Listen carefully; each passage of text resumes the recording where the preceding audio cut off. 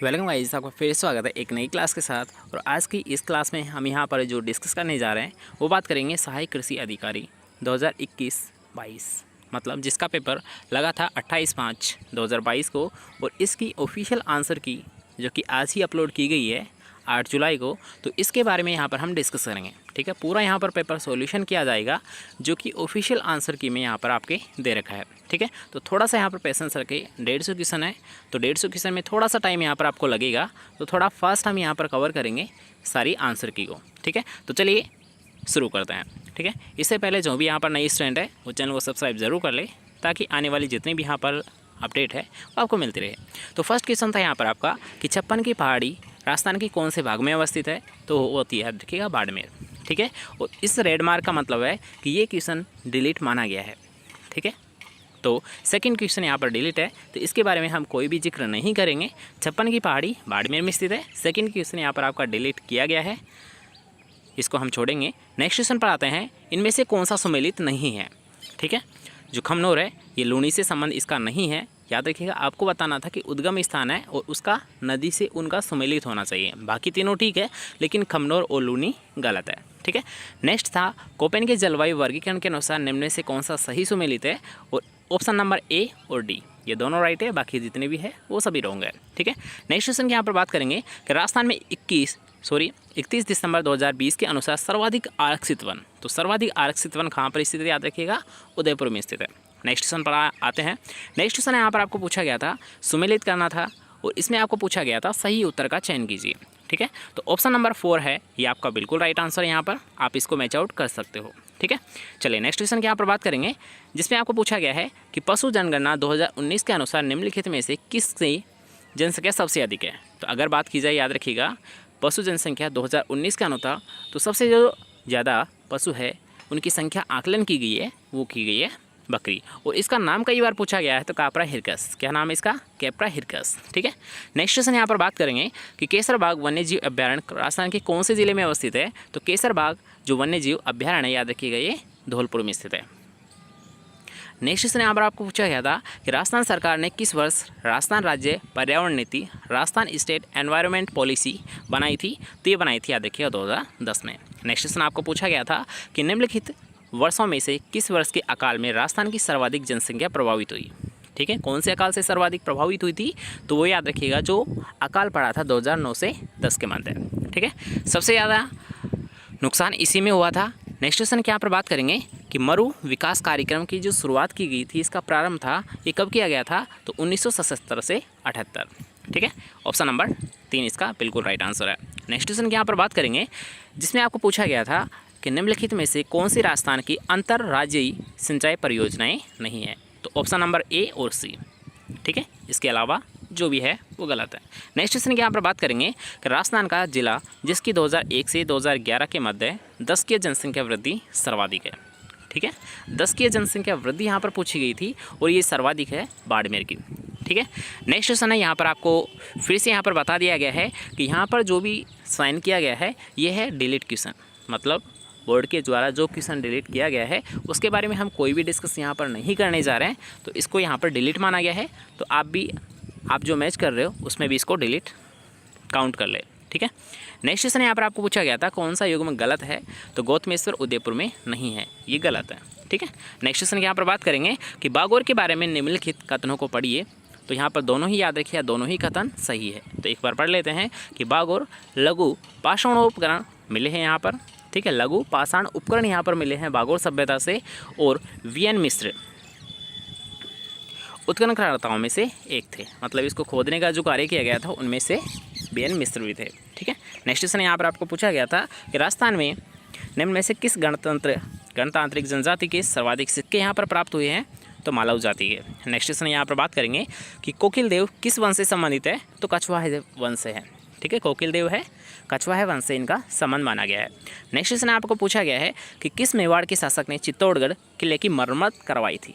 ठीक है, यहाँ पर पूछा गया मरम्मत किसने करवाई थी, उसकी रिपेयरिंग किसने करवाई थी। ठीक है, ना कि किसने बनाया था ये नहीं पूछा गया, केवल उसकी मरम्मत किसने करवाई थी, तो महाराणा जगत सिंह के द्वारा करवाई गई थी। नेक्स्ट क्वेश्चन आपको पूछा गया था कि नवंबर 1944 में आयोजित जोधपुर नगर पालिका चुनाव में नगर पालिका बोर्ड के अध्यक्ष कौन बने थे, तो वो बने थे द्वारकादास पुरोहित। ठीक है। नेक्स्ट क्वेश्चन यहाँ पर बात करेंगे, स्वामी गोपाल दास जी 1907 ईस्वी में हितकारिणी सभा की स्थापना कहाँ की गई थी? याद रखिए, गोपाल दास जी के द्वारा हितकारिणी सभा, तो इसकी शुरुआत की गई थी चूरू से। ठीक है। नेक्स्ट क्वेश्चन यहाँ पर आपको पूछा गया है कि निम्न में से किस समिति के अनुशंसा पर मत्स्य संघ का राजस्थान में विलय किया गया था? तो याद रखिएगा, मत्स्य संघ का जो विलय किया गया था राजस्थान में, ये किया गया था शंकर राव देव समिति के द्वारा। नेक्स्ट क्वेश्चन आपको पूछा गया है कि निम्न में से कौन सा समुदाय अपने मंदिरों के लिए बडेर पद का प्रयोग करता है? ठीक है, तो ये बड़ा ये है, ये आई माता से संबंधित है, और ये जो समुदाय है वो होता है सिरवी जाति। ठीक है। नेक्स्ट क्वेश्चन आपकी बात करेंगे, यहाँ पर आपको पूछा गया है निम्न में से कौन 3 बार राजस्थान के मुख्यमंत्री रहे थे? ठीक है, कौन 3 बार रहे थे? तो याद रखिए, वो रहे थे भैरव सिंह शेखावत। त्रिलोक, हीरानंद, साहिब राम, रामजी दास ने देसी रियासत के चित्रकार थे। मतलब ये किस रियासत से इनका संबंध माना गया है? तो याद रखिए, इनका जो संबंध माना गया है ये माना गया है जयपुर रियासत से। नेक्स्ट क्वेश्चन आपको पूछा गया था कि राग कल्पद्रुम का रचनाकार कौन है? तो वो है, याद रखिए, कृष्णानंद व्यास। राग कल्पद्रुम का जो रचनाकार है वो कौन है? कृष्णानंद व्यास। नेक्स्ट क्वेश्चन आपको पूछा गया है कि नाना साहब का झालरा और इब्राहिम का झालरा जलाशय किस किले में स्थित है? तो तारागढ़ अजमेर में स्थित है। दोबारा से देख लीजिए, नाना साहब का झालरा, इब्राहिम का झालरा, ये दोनों ही जलाशय कहाँ पर स्थित है? याद रखिएगा, तारागढ़ अजमेर में स्थित है। दादूपंथ की नागा शाखा किसके द्वारा स्थापित की गई थी? तो सुंदरदास के द्वारा। नागा शाखा की जो स्थापना की गई थी ये सुंदरदास जी के द्वारा की गई थी। नेक्स्ट क्वेश्चन आपको पूछा गया है कि निम्नलिखित में से किस लोक देवता का मुख्य मंदिर कोलू, मतलब कोलूमंड फलोदी जोधपुर में स्थित है? तो वही याद रखिएगा, पाबू जी का। नेक्स्ट क्वेश्चन आपको पूछा गया था कि राजस्थानी भाषा साहित्य एवं संस्कृति अकादमी बीकानेर द्वारा कौन सी पत्रिका का प्रकाशन किया जाता है? ठीक है, तो जागती ज्योत का। पूर्वाई से आपका क्या तात्पर्य है, या फिर पूर्वाई किसे कहते हैं? तो पूर्व से पश्चिम की ओर चलने वाली हवाएं क्या कहलाती है? पूर्वाइया कहलाती है। तो अब आपका यहाँ पर सेकंड क्वेश्चन आ चुका है, मतलब सेकंड जो सेक्शन है, मतलब एग्रीकल्चर वाला पोर्शन है, ये आ चुका है, राजस्थान का यहाँ पर ख़त्म होता है। ठीक है, तो अब यहाँ पर बात करेंगे मैक्रोनी गेहूँ। तो मैक्रोनी गेहूँ का जो नाम है वो बोलते हैं इसे हम ट्रेटिकम ड्यूरम। क्या बोलते हैं? मैक्रोनी वीट को ट्रेटिकम ड्यूरम। मृदा अपर्दन के निम्न प्रकार को प्रथम से अग्रिम, मतलब मृदा अपर्दन जो किया जाता है उसका यहाँ पर आपको स्टेप बतानी थी। सबसे पहले कौन सा आता है, फिर कौन सा आता है, ऐसे। ठीक है, तो सबसे पहले आता है, याद रखें, स्प्लेस। उसके बाद में कौन सा आता है, बताइए? स्प्लेस, सीट, रिल और गली। सबसे पहला आता है स्प्लेस, फिर आता है सीट, फिर आता है रिल, और लास्ट में आती है गली। ठीक है, इसको आप मैच कर सकते हो। इसका option number second option right answer है। नेक्स्ट क्वेश्चन आपको पूछा गया था कि 1 हेक्टेयर सेंटीमीटर पानी कितने लीटर पानी के समकक्ष होता है? तो याद रखिए, यहाँ पर आपको पूछा गया सेमी में, 1 हेक्टेयर सेमी में, तो ये होता है 1 लाख लीटर के बराबर। गन्ने की फसल की कुल जलमांग कितनी है, वाटर रिक्वायरमेंट कितनी होती है? तो ये आपको बताया था 1500 से 2500 mm होता है। तो 1500 और 2500 के बीच में आता है 200 mm। तो इसको पहले भी आपको बता दिया गया है कि याद रखिएगा, सॉरी, यहाँ पर सेंटीमीटर में दे रखा है, तो क्या है, 200 से 300 सेंटीमीटर। ठीक है, इसका क्या है, टोटल वाटर रिक्वायरमेंट है, कुल जलमांग है।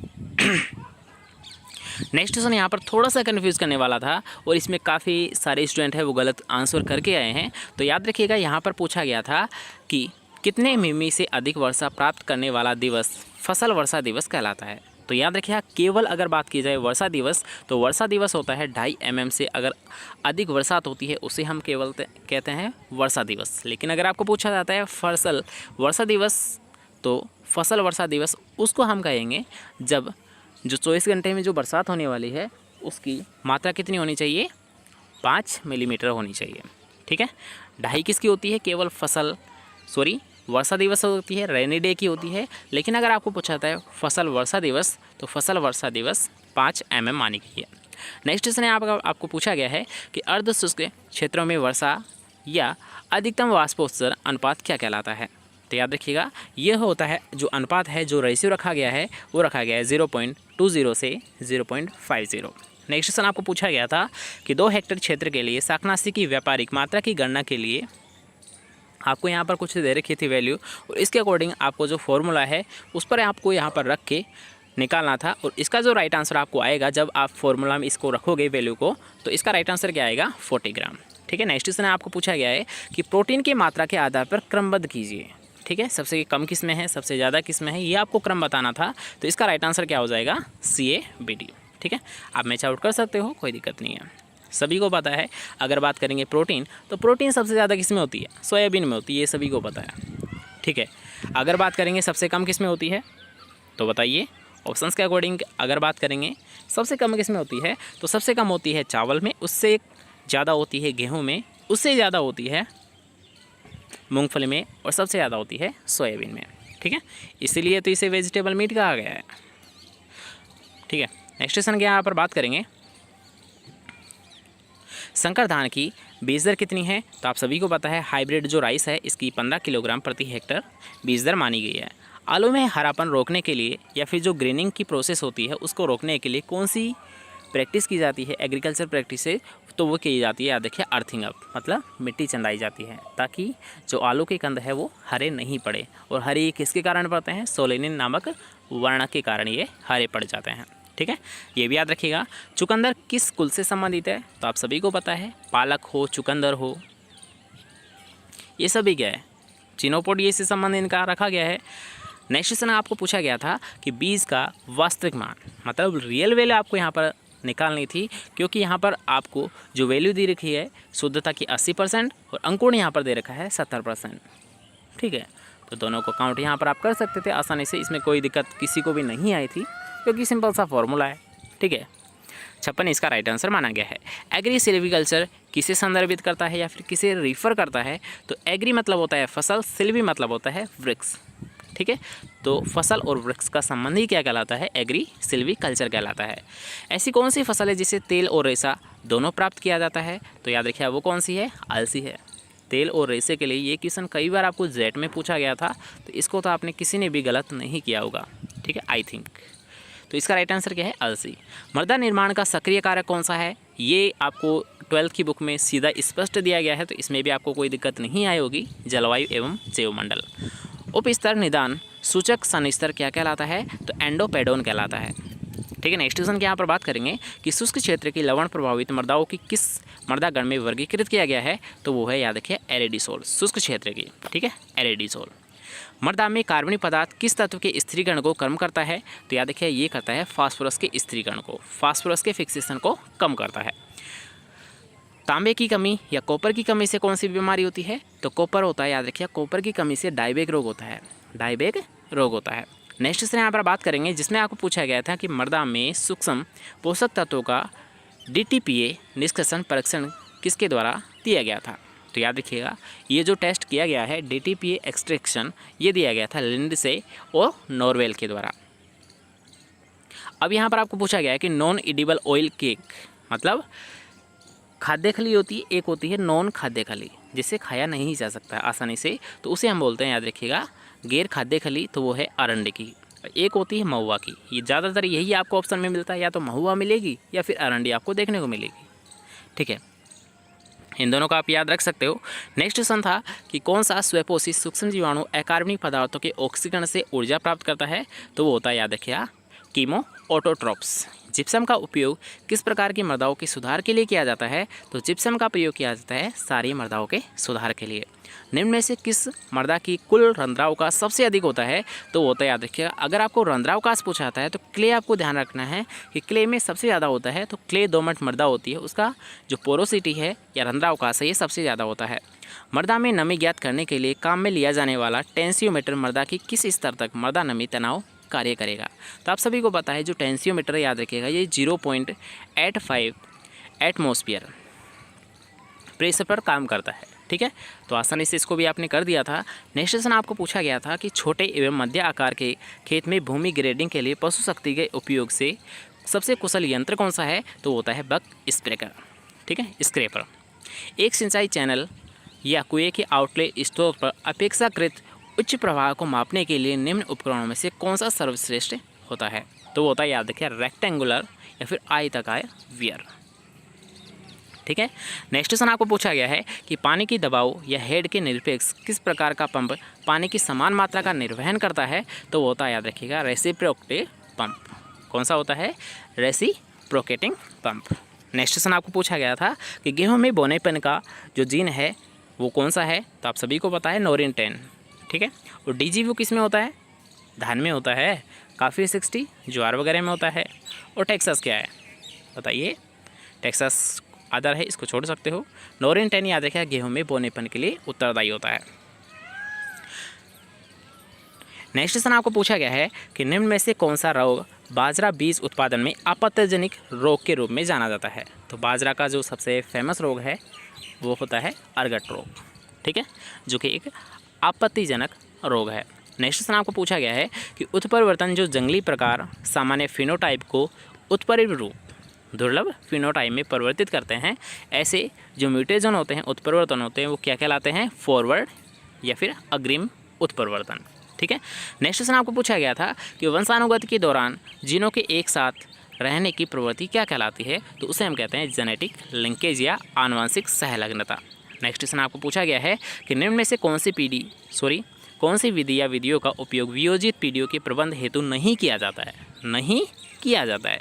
तो याद रखिएगा मास सिलेक्शन का प्रयोग नहीं किया जाता है, लेकिन पेडिग्री और बैक क्रॉस का प्रयोग किया जाता है। नेक्स्ट क्वेश्चन आपको पूछा गया है कि ग्रो आउट टेस्ट किसके लिए किया जाता है, तो ग्रो आउट जो टेस्ट किया जाता है ये किया जाता है जेनेटिक प्योरिटी या आनुवंशिक शुद्धता का ज्ञात करने के लिए। नेक्स्ट क्वेश्चन आपको पूछा गया था कि निम्न में से किस जीन पूल की जैविक प्रतिक्रियाओं में संकरण आसान है संतान में बिना किसी उर्वरता की समस्या के, वो होता है प्राइमरी जीन पोल, ठीक है। नेक्स्ट क्वेश्चन आपको पूछा गया है कि निम्न में से कौन सा दलहनों में मुख्य प्रजनन उद्देश्य है, तो मुख्य जो प्रजनन उद्देश्य है वो होता है, याद रखिएगा, फ्लोवरिंग, सिंक्रोनाइजेशन और नॉन सेटरिंग। क्या होता है, पुष्पन, समकालीनता और नॉन सेटरिंग। सेटरिंग की समस्या जैसे कि अगर बात करता हूँ छिटकने की समस्या, ठीक है, सेटरिंग क्या होता है, छिटकने की समस्या, तो यहाँ पर पूछा गया है नॉन सेटरिंग, ठीक है। तो नॉन सेटरिंग किसकी होती है, वो विशेषता दलहनों की होती है।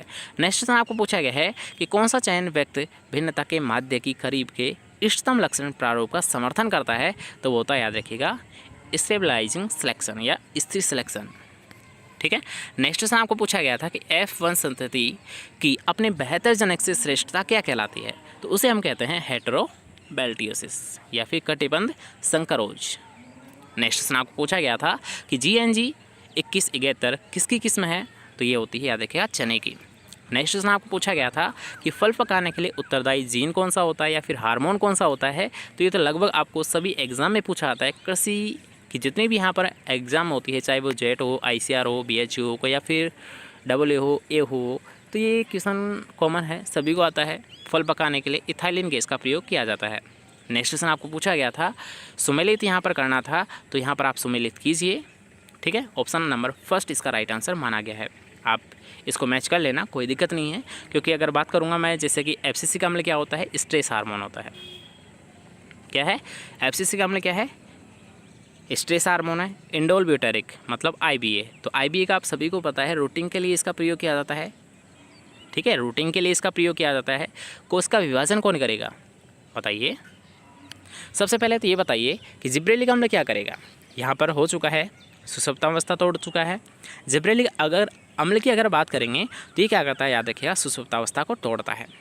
GA3 जिसे हम बोलते हैं, तो ये क्या करता है, डोरमेंसी को ब्रेक करता है। और GA10 की अगर बात करेंगे तो ये क्या करता है, तो ये करता है, याद रखिएगा, कोशिका विभाजन की शुरुआत, ठीक है। तो यहाँ पर इसे मैच कर सकते हो, इसमें भी आपको कोई दिक्कत नहीं आने वाली है। अगर आप बात करेंगे next question, diffusion pressure deficit मतलब DPD ऑफ सेल किसके बराबर होती है, तो ये होती है, याद रखिएगा, osmotic pressure plus turgor pressure, OT plus TP।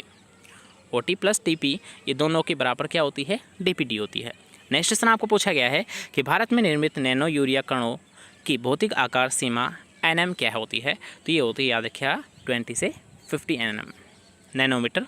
Nano technology शब्द है, इसका सर्वप्रथम किसके द्वारा दिया गया था, याद रखिएगा, नोरियो तानीगुची। इसके नाम से ही इनका नाम यहाँ पर रखा गया है, नैनो टेक्नोलॉजी, ठीक है। तो नैनो टेक्नोलॉजी की जो शुरुआत की गई थी या फिर सर्वप्रथम दिया किसके द्वारा गया था, ये नोरियो तानीगुची ने। नेक्स्ट क्वेश्चन आपको पूछा गया है कि प्रेक्षणों के योग को प्रेक्षणों की कुल संख्या से भाग देने पर प्राप्त मान क्या कहलाता है, तो उसे हम कहते हैं मीन या माध्य। नेक्स्ट क्वेश्चन आपको पूछा गया है कि सहसंबंध गुणांक या फिर कोरिलेशन कोएफिशिएंट की जो माप होती है, यूनिट होती है, वो क्या होती है याद रखिएगा, -1 से +1 के मध्य। इसका जो वैल्यू आती है, निष्कर्ष आता है, उसकी रेंज क्या है, -1 से +1। ठीक है, कोरिलेशन कोएफिशिएंट की। नेक्स्ट क्वेश्चन आपको पूछा गया था कि यादृच्छिक खंड अभिकल्पना RBD में T उपचार R प्रकृति के त्रुटि की स्वतंत्रता कोटि की गणना की जाती है। उसका फॉर्मूला क्या है, R-1 T-1। ठीक है। नेक्स्ट क्वेश्चन आपको पूछा गया था कि ऐसी कौन सी सब्जी है जिसकी जो जड़ें है वो सबसे गहरी जाती है या फिर बहुत गहरी जाती है। तो याद रखिए, जो कुकुरबिट्स है इनकी जड़ें क्या होती है, गहरी होती है। कुकुरबिट्स है इनकी जड़ें क्या होती है, गहरी जाती है। नेक्स्ट क्वेश्चन आपको पूछा गया है कि मुख्यतः किस बीज सैया को सर्दियों में तैयार किया जाता है। तो सर्दियों में तैयार किया जाता है उसे हम बोलते हैं, याद रखिएगा, सीड बेड को डूबी हुई या फिर संकन क्यारी, क्या कहते हैं, sunken nursery bed. Next question था यहाँ पर कि प्राइड ऑफ इंडिया किसकी किस्म है। तो पत्ता गोभी के है, काफ़ी फेमस वेराइटी है प्राइड ऑफ इंडिया पत्ता गोभी की। नेक्स्ट क्वेश्चन है, गलत माना गया है, सॉरी यहाँ पर डिलीट माना गया है बोर्ड के द्वारा लीफ कर्ल, क्योंकि आप सभी को पता है लीफ कर्ल होता है वायरस के द्वारा, लेकिन कुछ यहाँ पर ऐसी भी फसलें हैं जिनमें ये क्या होता है, अदर के द्वारा भी होता है, इसलिए इसको यहाँ पर डिलीट माना गया है। ठीक है। नेक्स्ट क्वेश्चन यहाँ पर बात करेंगे कि शीघ्र उत्पादित होने वाली सब्जी कौन सी है। तो होती है, याद रखिए, रेडिश या मूली। नेक्स्ट क्वेश्चन आपको पूछा गया है कि बगीचा लगाने की सर्वाधिक आसान व प्रचलित विधि कौन सी है। तो याद रखिए, सबसे जो कॉमन विधि है वो होती है वर्गाकार या स्क्वायर मेथड। नेक्स्ट क्वेश्चन आपको पूछा गया है कि धनिया के सूखे बीजों में कितने प्रतिशत ऑयल पाया जाता है, तेल पाया जाता है। तो वो पाया जाता है 0.1 से 1% के मध्य। ठीक है। नेक्स्ट क्वेश्चन आपको पूछा गया ग्लेडियुलस में प्रवर्धन या प्रोपेजेशन है, ये किसके द्वारा किया जाता है।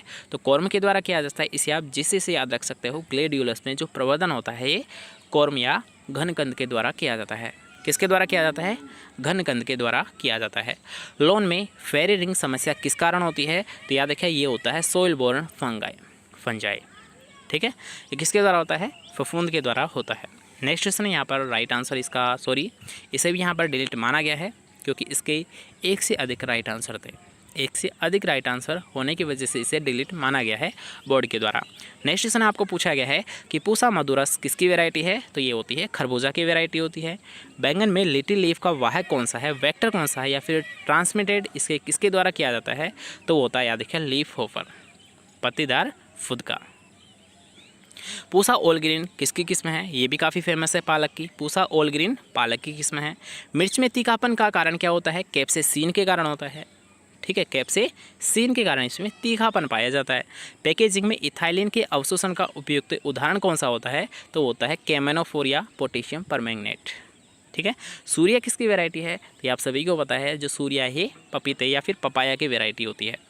नेक्स्ट क्वेश्चन आपको पूछा गया था कि सीए स्टोरेज या सीए भंडारण किस पद्धति पर आधारित है या फिर किस सिद्धांत पर कार्य करता है। तो ये करता है ऑक्सीजन को कम करना और कार्बन डाइऑक्साइड की अधिकता।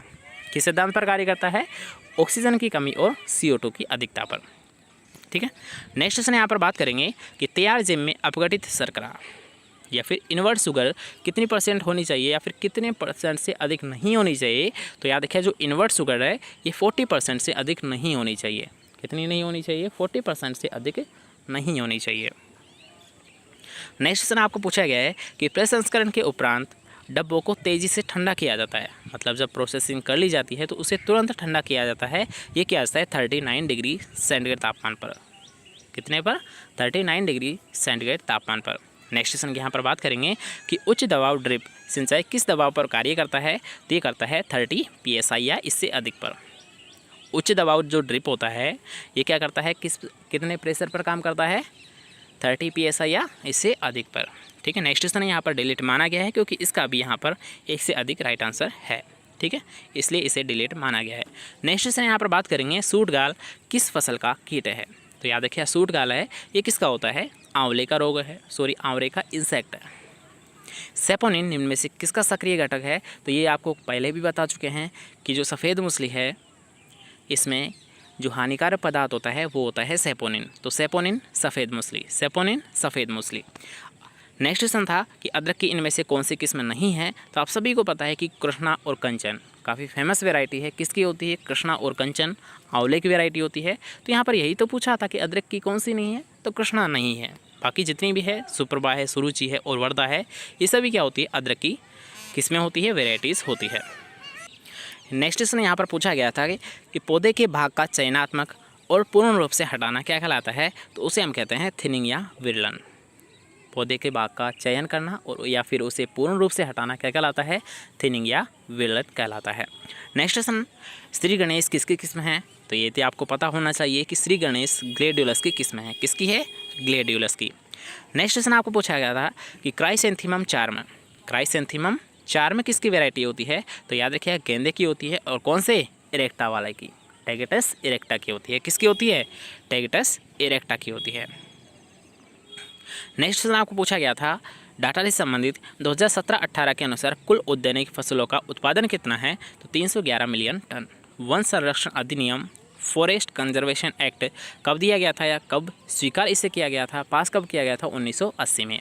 नेक्स्ट क्वेश्चन आपको पूछा गया है वानिकी की वह शाखा जिसमें विभिन्न आयामों को ज्ञात किया जाता है उसे हम कहते हैं फॉरेस्ट मेंसुरेशन। नेक्स्ट क्वेश्चन आपको पूछा गया है कि कौन सा गलत है, तो यहाँ पर फोर्थ ऑप्शन गलत है, बाकी जितने भी है वो सभी राइट है। नेक्स्ट क्वेश्चन आपको पूछा गया है कि निम्नलिखित में से कौन राष्ट्रीय कृषि बाजार की कार्यान्वयन एजेंसी है, तो वो होती है, याद रखें, small farmers agri business consortium. ठीक है, मतलब लघु कृषक कृषि व्यापार संघ, जो किसके अंतर्गत कार्य करता है, राष्ट्रीय कृषि बाजार की एजेंसी है। नेक्स्ट क्वेश्चन आपको पूछा गया था कि प्रीमियम के रूप में सभी खरीफ फसलों के लिए किसानों को प्रधानमंत्री फसल बीमा योजना के अनुसार कितना प्रतिशत भुगतान किया जाता है, तो वो होता है, याद रखिएगा, 2%। रबी के लिए 1.5% है, खरीफ के लिए 2% है और जो बागवानी फसलें हैं उनके लिए 5% है। ये होता है, याद रखिए, प्रधानमंत्री फसल बीमा योजना के अनुसार। ठीक है, नेक्स्ट क्वेश्चन की यहाँ पर बात करेंगे जिसमें आपको पूछा गया है कि कृषि व्यवसाय में प्रस्तावित परिवर्तन के लिए लाभ में अपेक्षित परिवर्तन की गणना के लिए किसका उपयोग किया जाता है, तो पार्शियल बजट का। किसका प्रयोग किया जाता है, आंशिक बजट या पार्शियल बजट का यहाँ पर प्रयोग किया जाता है। नेक्स्ट क्वेश्चन आपको पूछा गया है कि लघु एवं मध्यम अवधि के ऋण आपूर्ति के संदर्भ में सहकारी बैंकों की राजस्थान राज्य में संरचना क्या है, मतलब इनकी स्ट्रक्चर आपको यहाँ पर बतानी थी। तो लघु और मध्यम अवधि के जो ऋण दिए जाते हैं, लोन दिए जाते हैं, ये किसके द्वारा दिया जाता है, याद रखिएगा, त्रिस्तरीय संरचना के द्वारा दिए जाते हैं। ठीक है, नेक्स्ट क्वेश्चन आपको पूछा गया है कि कृषि विपणन सलाहकार भारत सरकार द्वारा प्रदत्त मानकों के आधार पर ग्रेडेड कृषि उत्पादों पर लेबल लगाता है।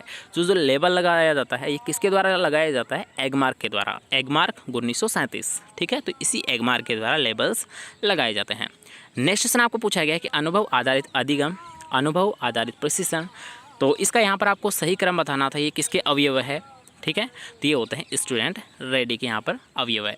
नेक्स्ट क्वेश्चन आपको पूछा गया है कि एस्मिंगन के अनुसार प्रसार के दर्शन के लिए संदर्भ में निम्न में से कौन सा सही नहीं है, मतलब गलत आपको यहाँ पर मैच करना था, तो फर्स्ट ऑप्शन गलत है, बाकी जितने भी है वो सही है।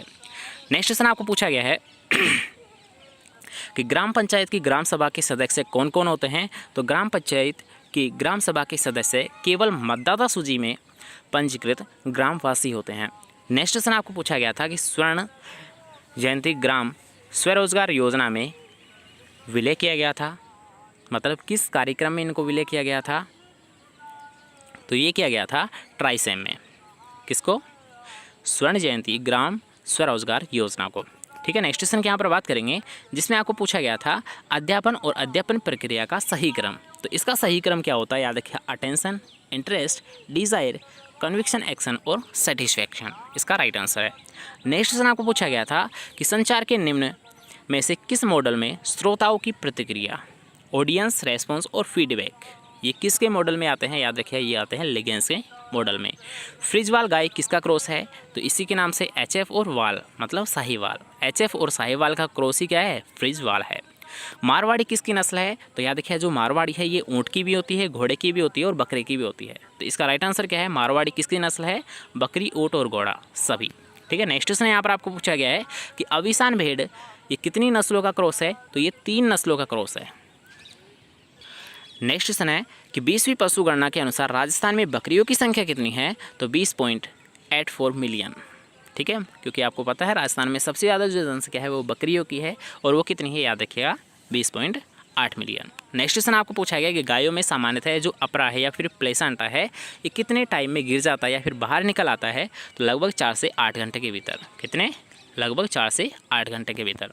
आपने इसे 4 से 8 या फिर 6 से 8 घंटे पढ़ा होगा, तो याद रखिएगा 6 से 8 घंटे। ठीक है, कि गाय के दूध में किसके कारण प्रोटीन, वसा और एसएनएफ घटने लगता है, तो याद रखिए जैसे जैसे गाय की आयु बढ़ेगी उसमें प्रोटीन और वसा या फिर एसएनएफ है, इनकी मात्रा में भी क्या होता है, घटने लगती है या फिर अंतर देखने को मिलता है।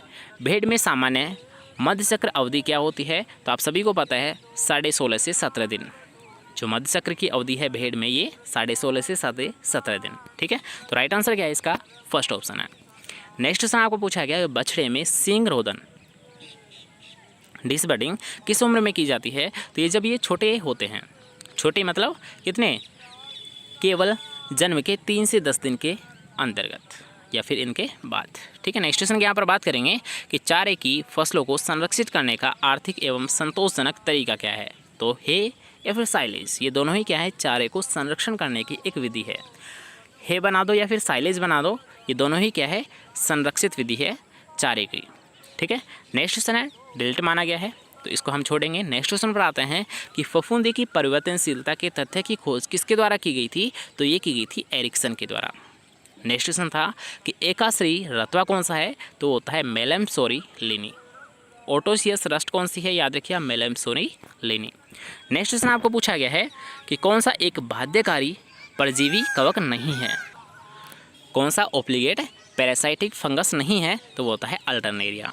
ठीक है, नेक्स्ट क्वेश्चन आपको पूछा गया है कि टेंटोक्स किस कवक द्वारा उत्पन्न होता है जो पौधे में धब्बे और क्लोरोसिस का कारण बनता है, तो वो होता है याद रखिए अल्टरनेरिया अल्टरनेटा।